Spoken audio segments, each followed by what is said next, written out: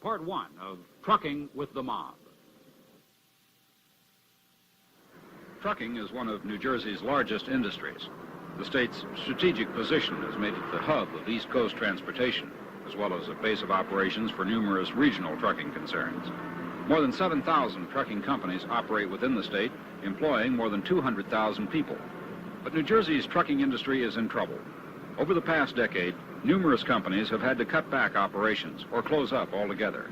The movement of jobs out of the Northeast into the Sunbelt states undoubtedly played a role in this trend, but there may be other, more sinister forces also at work. Fred Herman is president of Van Brunt Trucking in Old Bridge. Van Brunt was founded in 1837, in the days of stagecoaches and horse-drawn wagons. Today, it continues to haul freight throughout New Jersey, but the firm's days may be numbered. Mr. Herman spoke with New Jersey Nightly News producer Bill Einrenhofer. What is it like running a trucking company in New Jersey? I mean, there are a lot of trucks out there on the road. Business must be pretty good. Well, a big problem running an outfit in New Jersey, especially if you've been in business for a while, are the Mafia contracts, where the mob-controlled unions steal our business with much lower rates. The trucking industry is highly unionized, with the Teamsters the predominant force, so much so that the word Teamster has almost become synonymous for trucker. Frank Greco of Edison is a Teamster. A member of PROD, a reform group within the Teamsters, Greco is upset about what he sees happening to his union. Well, there's a certain element of organized crime that operates in the union through their representatives. And you have certain locals, such as 560, where this dominance of organized crime dictates a lot of what goes on a day-to-day basis on our jobs. You have certain, that element in 560 and in other areas, controlled contracts, especially the sweetheart contracts. A sweetheart contract is a substandard contract, one that does not adhere to the so-called National Master Freight Agreement, the contract that most Teamsters are supposed to be covered by. And for a company to get a sweetheart contract, it must usually deal with a corrupt labor leader or with organized crime. Jonathan Whitney writes for the Wall Street Journal. He's also the author of Vicious Circles, a book which explores the impact of organized crime on the American economy. What role does organized crime play in the trucking industry, in particular here in New Jersey? The way it affects consumers primarily is in two ways. One is by adding a tremendous tax onto the cost of almost everything we buy because of the great pension contributions and the contributions to the pension and health and welfare funds that comes out of all our pockets every week, $65, and it's going to go tremendously up to about $95 a week for everybody covered by the National Master Freight Agreement, warehousemen, truckers, everybody. Goes not into the pockets of the Teamsters by their paycheck, but into these funds, which have been systematically looted of hundreds of millions and really billions of dollars over the years. And this money is added onto the price of everything we buy, from a can of peas to a television set to a new suit of clothes. And there's adequate evidence that Teamsters themselves have been deprived of their pensions because of this, and that mobsters have lived like kings because of it, and we're paying for it. Labor leasing has revolutionized trucking. Just as you can rent a secretary or other temporary help, you can now rent a truck driver, someone who will drive a truck you own or which is supplied as part of the rental agreement.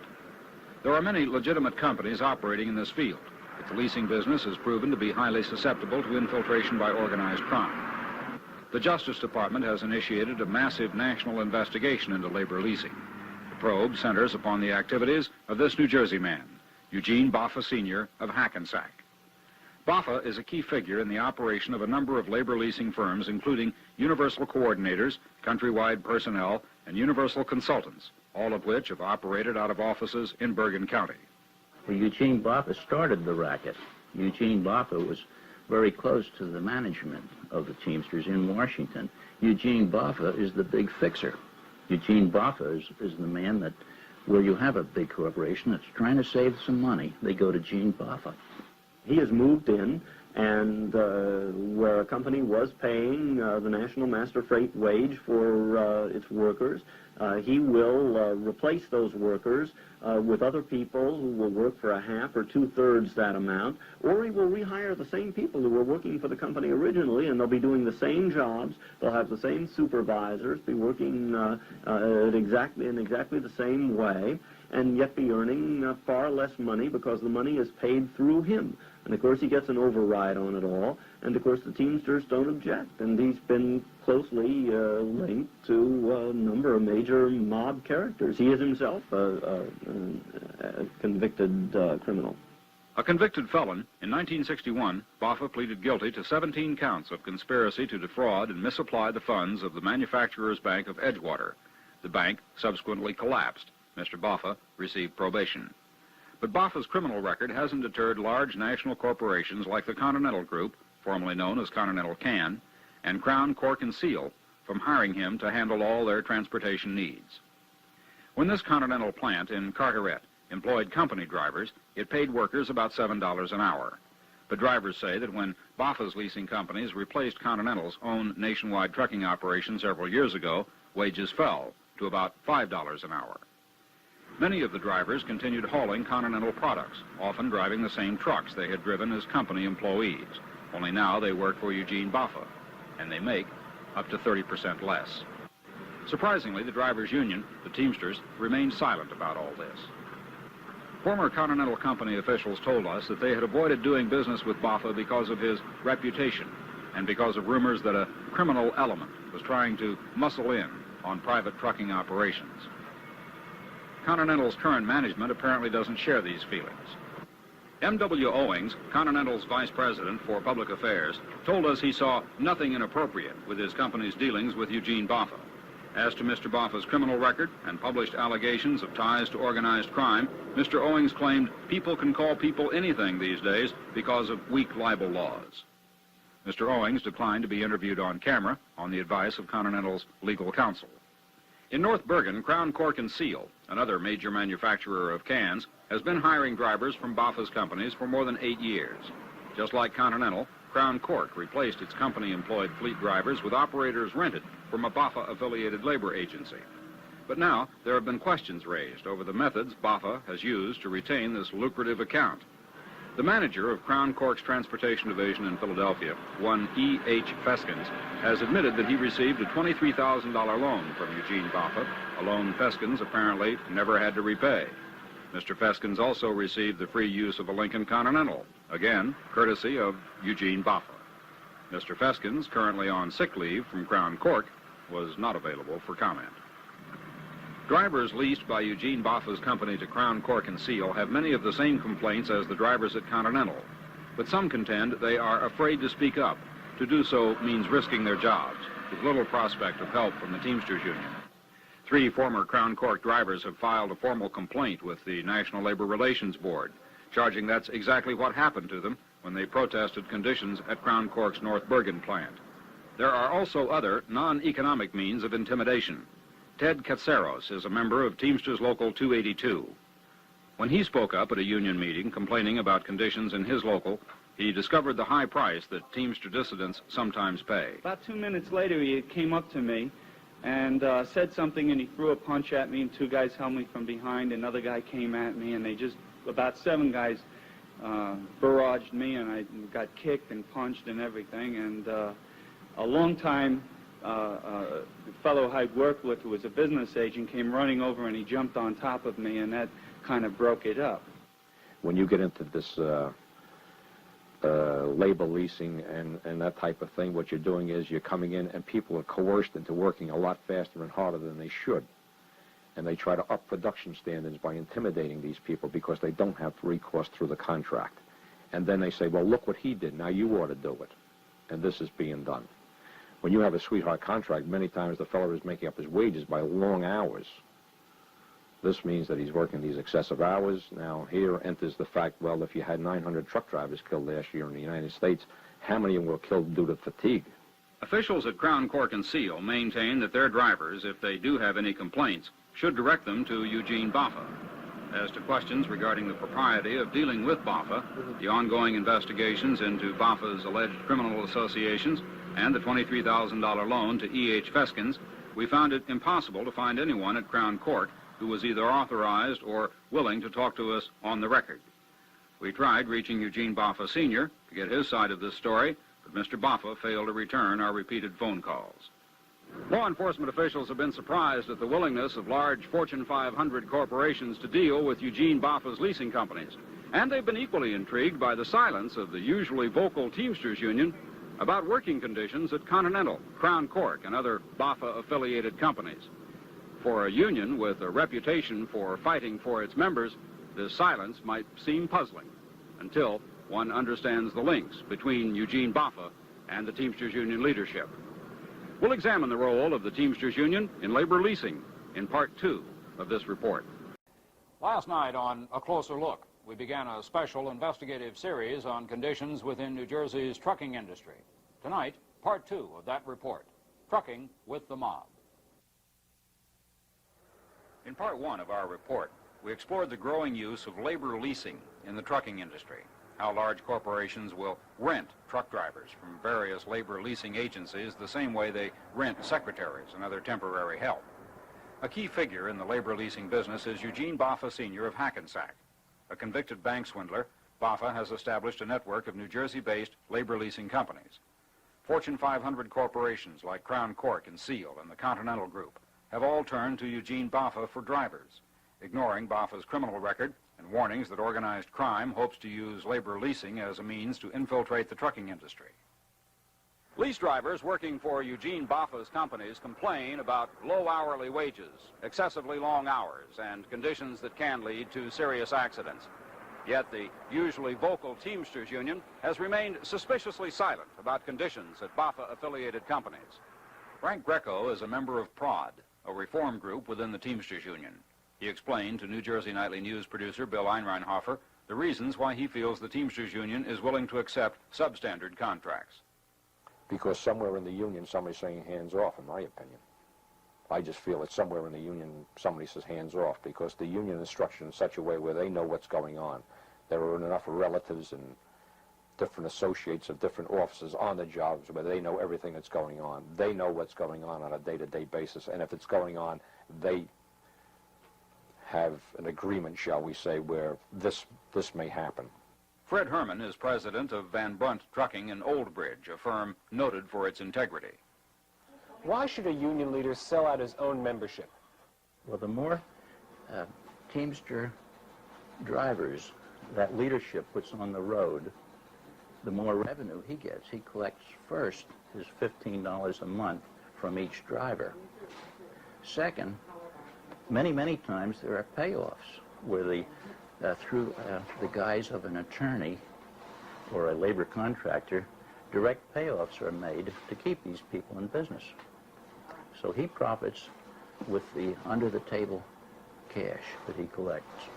A number of the drivers working for Eugene BOFA are represented by Teamsters Local 560 in Union City. Anthony Tony Pro Provenzano controlled the local prior to his conviction for murder. Tony Pro is still believed to control the union through members of his family, in particular his brother, Salvatore Sammy Pro Provenzano. Federal court records may shed light on why the Provenzanos and the Teamsters Union have tolerated the substandard contracts covering the drivers working for Eugene BOFA. The documents indicate that a federal grand jury is investigating the links between Eugene BOFA, a number of high-ranking Teamsters Union officials, and organized crime. Charles Allen, an admitted underworld assassin or hitman from Turnersville, New Jersey, worked for months as a federal informant. Secretly, he tape-recorded conversations at high-level Mafia strategy sessions. Based on this and other evidence, court documents tell of investigations into offenses including but not limited to murder, arson, interstate travel in aid of racketeering, and interference with commerce by threats or violence by the following individuals: Angelo Bruno, the reputed czar of Philadelphia area mob activities; Anthony Provenzano; Sam Provenzano; Frank Sheeran, the head of a Wilmington, Delaware Teamsters local; Russell Buffalino, now imprisoned for extortion but believed to still be one of the most powerful criminal figures in the country; and Eugene BOFA Sr., among others. Baffa's firms, according to investigators, may in fact ultimately be controlled by Anthony Provenzano and Russell Buffalino, with organized crime reaping the profits. In 1974, the wife of Teamsters Union official Salvatore Sallybugs Bergoglio received $30,000 from the wife of Eugene Baffa. Sally Bugs was a close associate of Anthony Provenzano. Jonathan Whitney is a nationally known author who is intimately familiar with labor leasing, Eugene Baffa, and the career of Sally Bugs. The $30,000 in itself is, by the way these things go, hardly an enormous amount of money. I mean, we're talking about much, much, much larger sums. I think what it indicated, as well as probably more important than the mere fact that $30,000 was transferred, was that there was that kind of close association between Eugene Baffa and his wife and Sal Bergoglio and his wife. And you've got to understand that Bergoglio, from all we can learn, is one of the 2 or 3 people who actually murdered Jimmy Hoffa, and whether he did that or not, almost certainly murdered a couple of dozen other people over the course of his life. Salvatore Bergoglio was himself killed in a gangland-style execution in 1978. Based on growing evidence being assembled by the U.S. Justice Department, it now appears that Eugene Baffa's leasing enterprises are part of an extensive nationwide scheme that eventually will drive scores of legitimate trucking companies out of business. In 1970, when we were on strike, and the National Master was one of the issues, we were on strike for 9 weeks, and when we came back, we had lost probably 60 or 70% of our business. And we were replaced at this one particular account with a carrier who employed labor contractors.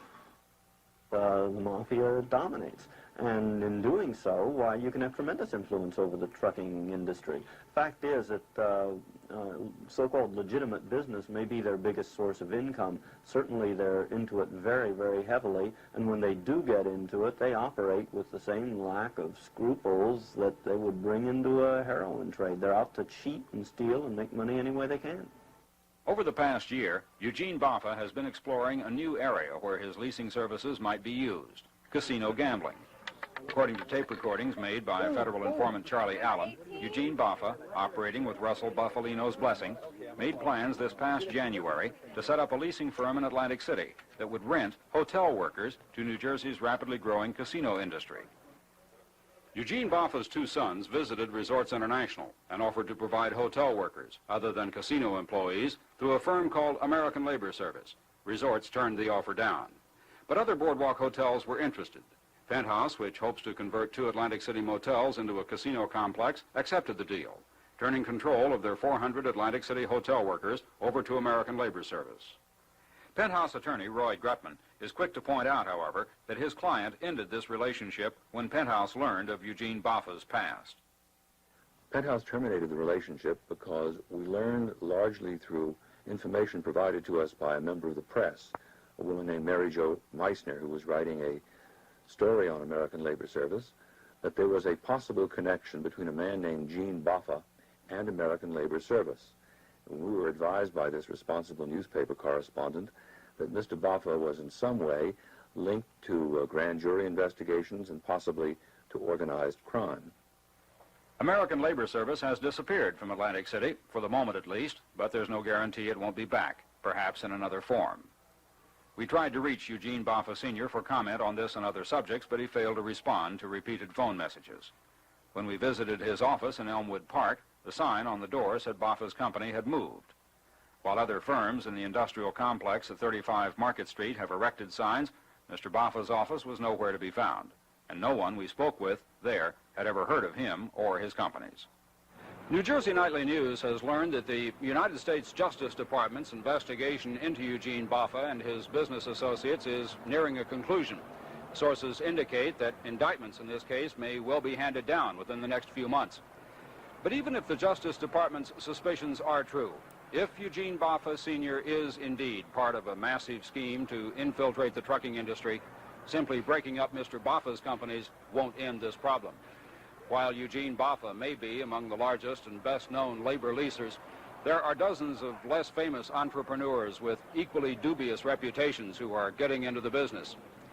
In Part 3 of this special report, we'll take a closer look at how labor leasing works here in New Jersey and how at least one high-ranking Teamsters Union official and his family seem to benefit from it. 2 nights, we have explored corruption within the troubled trucking industry here in New Jersey. The Trucking with the Mob reports are on the complex schemes organized crime uses to infiltrate legitimate business. Now, the conclusion of Trucking with the Mob. So far, we've seen how trucking, one of New Jersey's most important industries, is under attack by organized crime. A perfectly legitimate practice known as labor leasing has been used by some mob-connected companies as a means of driving legitimate trucking firms out of business.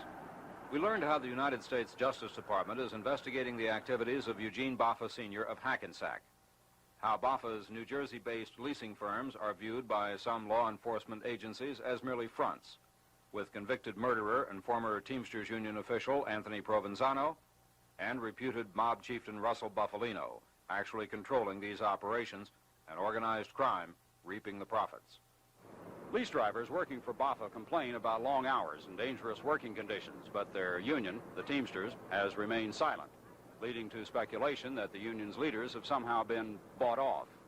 Eugene Boffa isn't the only person with a questionable past to get involved in labor leasing. There are dozens of less famous entrepreneurs who have followed Boffa's example. The supermarket industry is one area where mob-dominated unions have attempted to use their influence. Perhaps the best-known case involves A&P and Joseph Pecora, the powerful secretary-treasurer of Teamsters Local 863.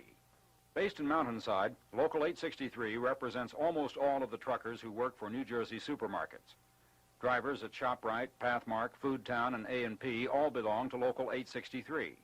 If the union wants, it can cripple the operations of just about any chain. This has given Local 863 a good deal of influence. Joseph Pecora Sr. has dominated Local 863 for years.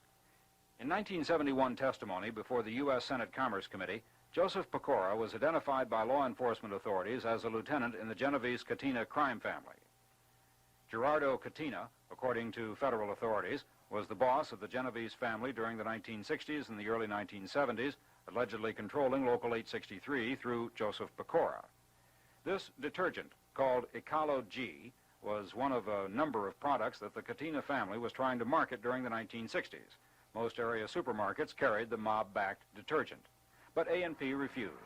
Investigators believe that Catena told Joseph Pecora to put pressure on A&P, to threaten them with labor union trouble. When A&P still refused to cooperate, things turned ugly, with 16 A&P properties firebombed and 2 store managers killed. None of these crimes was ever solved. When Joseph Pecora was questioned by a Senate committee about these incidents, he took the Fifth Amendment 35 times. Ecalo G was taken off the market by the federal government, which labeled it a health hazard. But with organized crime moving into the labor leasing business, it would seem logical that the Genovese Catena family would follow suit. Jonathan Whitney is a reporter. He also wrote Vicious Circles, a book which probes the role of organized crime in the American economy. He spoke with New Jersey Nightly News producer Bill Einreinhofer.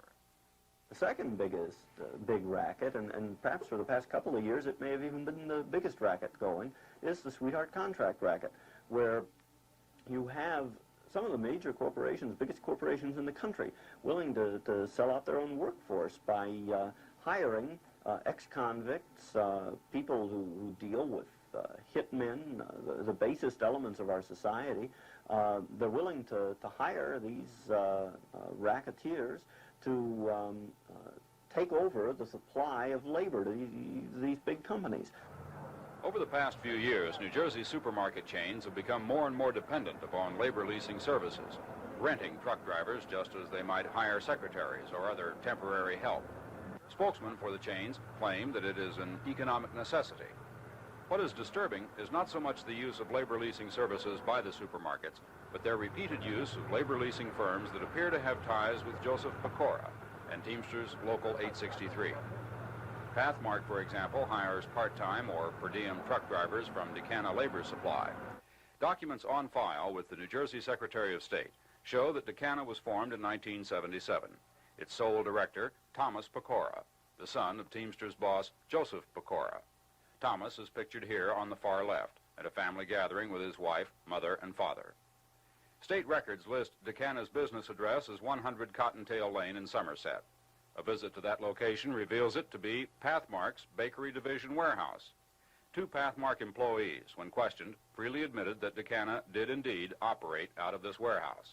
No other trucking company dealing with Pathmark enjoys this overwhelming competitive advantage. Compare the Pathmark Decana warehouse to the office of Capra Brothers Trucking in Newark.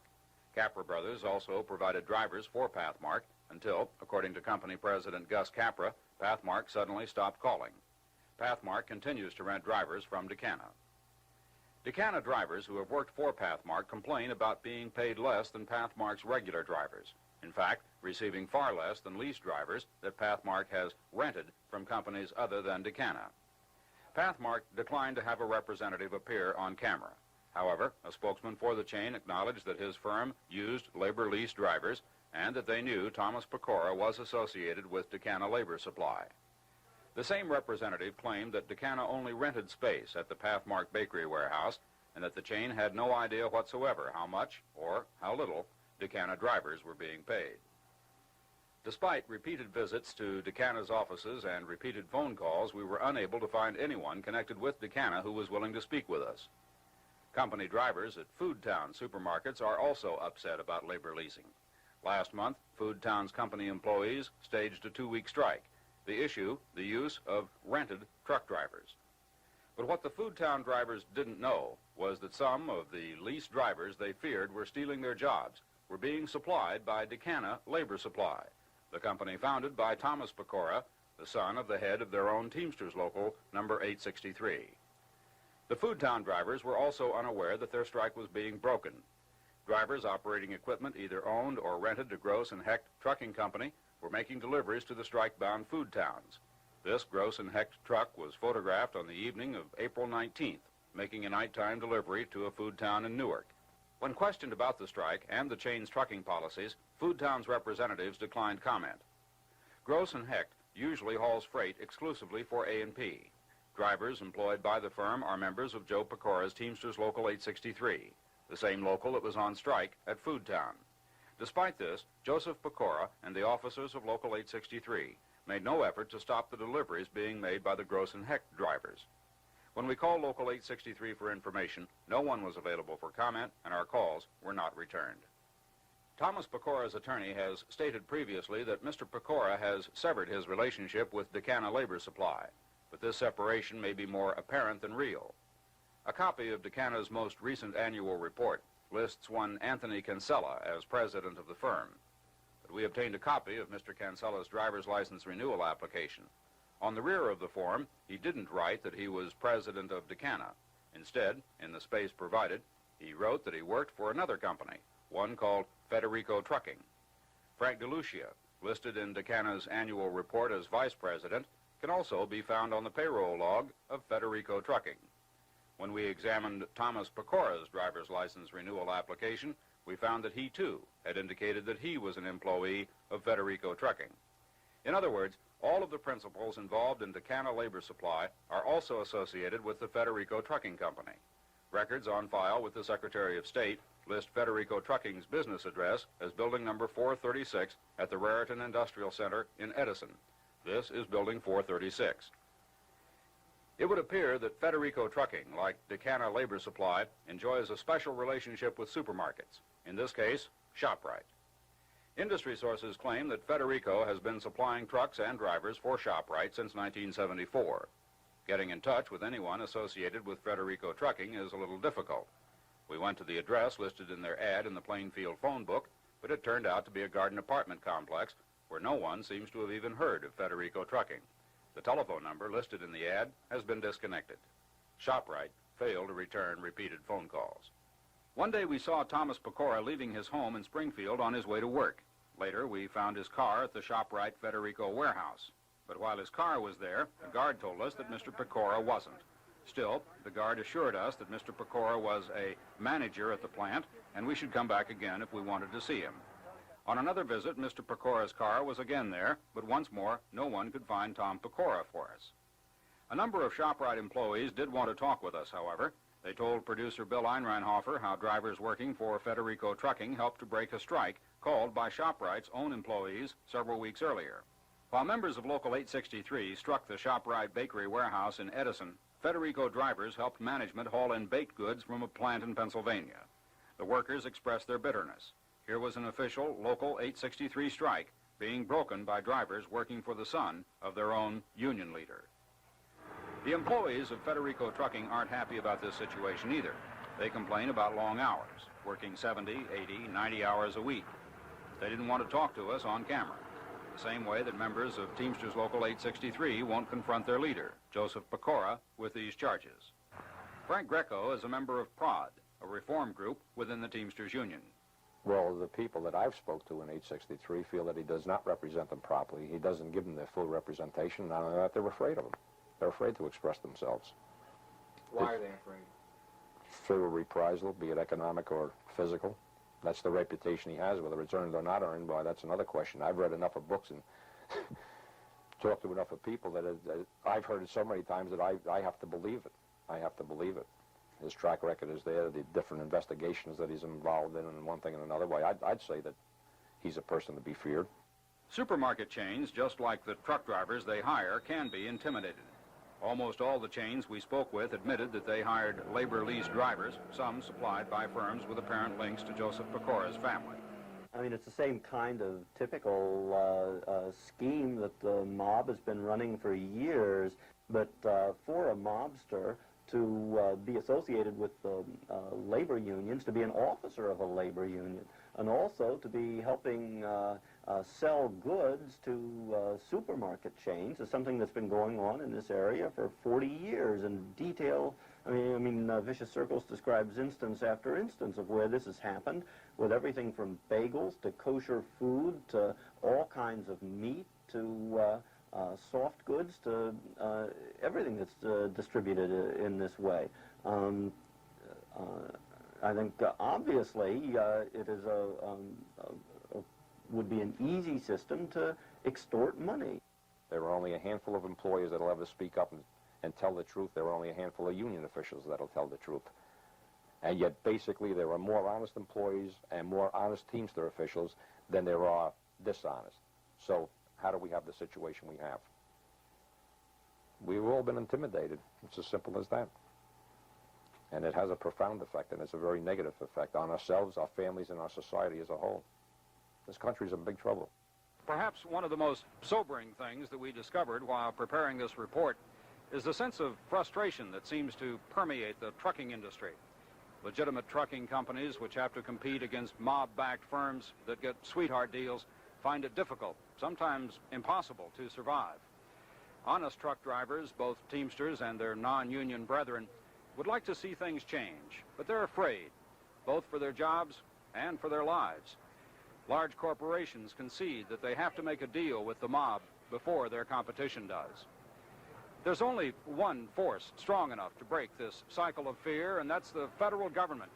But the people who want things to change, the honest Teamsters, legitimate truckers, the officers of concerned corporations, wonder, why is the government's attack on the mob so limited, and why is it taking so long? Eugene Boffa, Sr. of Hackensack, was indicted by a federal grand jury yesterday. He was charged with racketeering, mail fraud, and making payoffs to Teamster Union officials. We broke the story of Boffa's alleged ties to organized crime last year in a special report called Trucking with the Mob. Eugene Boffa's companies rent truck drivers to large corporations such as Continental Can and Crown Cork and Seal. Many of these drivers complain about long hours, low wages, and dangerous working conditions. The indictments charge that Boffa and Frank Sheeran, the president of the Teamsters Union Local 326 in Wilmington, Delaware, conspired, then violated labor laws by either making or accepting payoffs. Boffa, Sheeran, and 4 others are scheduled to be arraigned in Philadelphia next Wednesday.